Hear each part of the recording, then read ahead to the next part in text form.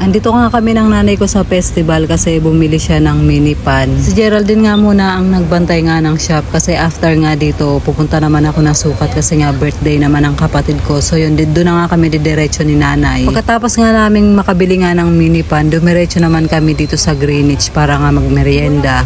Pero yung nanay ko nga nagkanin, balak nga sana namin kainin yung ramen kasi crave na crave din talaga ni nanay. Kaya lang tinamad na rin kami pumunta dun sa kabilang wing ng festival. Malayo-layo din kasi yung nilalakad kaya dito kami napunta sa Greenwich.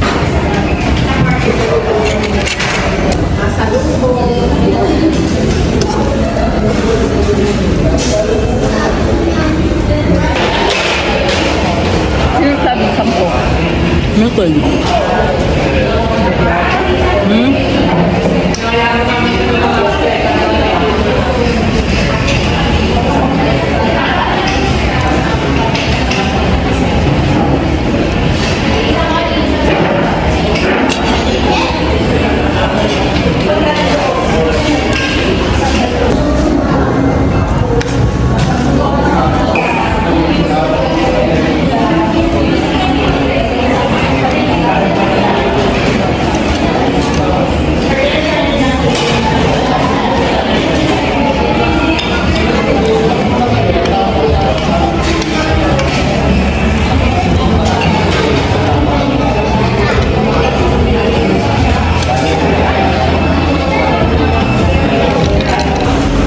Kami kumain, papunta kami doon sa kapatid ko.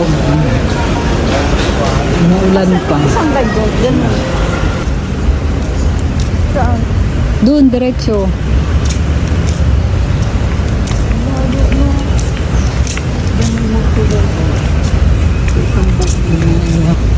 Busy siya. Ano siya lang. Bawal pa rin mag-abot ng pagkain. Dapat daw sa guard.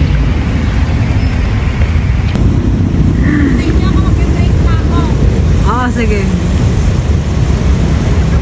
Dito nga siya sa Pilinbest nga nagtatrabaho. Dumaan nga kami kasi nga iaabot nga namin yung pagkain nga para sa kanya. Sabi nga niya mag-antay nga daw kami sa kanya kasi magbe-break time na siya pero ang dami ng mga sasakyan na lumalabas kaya hindi na namin siya naantay at inabot na nga lang nga namin dun sa guard.